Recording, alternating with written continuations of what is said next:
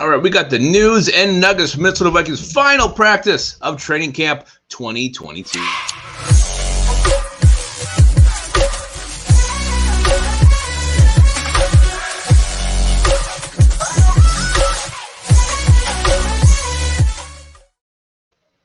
All right, I am Lupagus here from the Onebar and Lupagus show, and it's time to talk Minnesota Vikings final day of practice.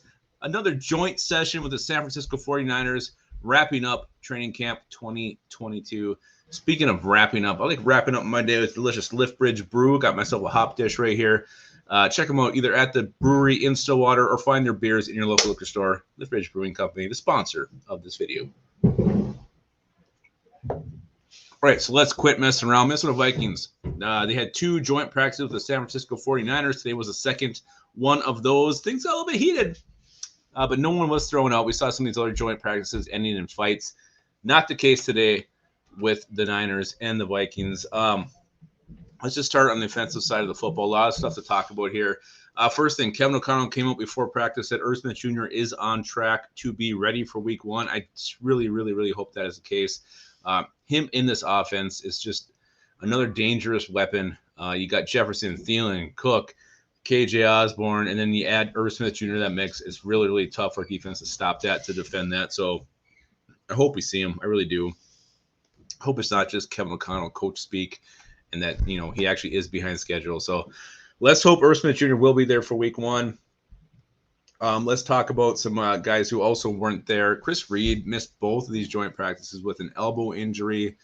The fact he's not in there getting these, he was pushing to get some first-team reps at center. The fact that he couldn't do that, Garrett Bradbury got all the first-team looks. So now there's no way to think that Chris Reed could actually be the Vikings week one starting center. I just don't think it's going to happen. I think it's going to be Garrett Bradbury, and we hope maybe – if he continues to struggle, that Chris Reed can take over by week 4 or week 6, something like that. But I think he just missed too much time to hope that it could happen as early as week 1. Let's see. Another injury, Ty Chandler rolled his ankle today in practice. You hate to see that for a back who's fast, speedy, can cut.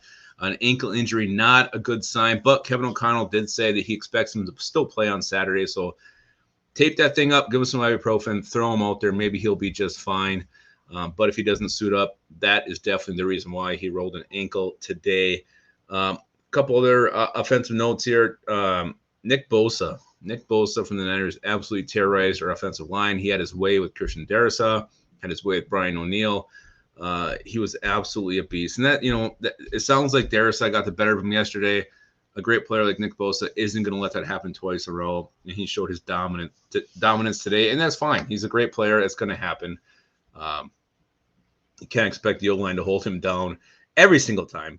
But it does sound like the O-line had a rough day. Not a lot of room in the running game, not a lot of time for quarterbacks to find receivers down the field. So the O-line definitely struggled today against the San Francisco 49ers defensive line, which is a very good D-line. So, again, give and take. You win some, you lose some. That's the way it goes. Justin Jefferson had another big day. He caught at least two touchdowns. Again, just torching the defensive backs of the San Francisco 49ers. He loves this new offense, and Kirk Cousins loves throwing him the football. He will feed Justin Jefferson every single chance he gets. Kellen Mond had a 60-yard touchdown pass. A 60-yard touchdown pass on a screen to Bryant Kovac. So not super exciting, but the fact he did that was good. Sounds like Mond was more of the same, up and down, good moments and bad moments. That's what we're going to have to get with Mond, especially if he becomes our backup quarterback. He's a young quarterback. You got to live with the growing pains. Sounds like Sean Mannion was better today. A lot of these notes are coming from Will Regetz. A lot of these are coming from Kevin Seifert. But it does sound like Mannion was a little bit better today. He had a really nice deep ball to Amir Smith-Marset.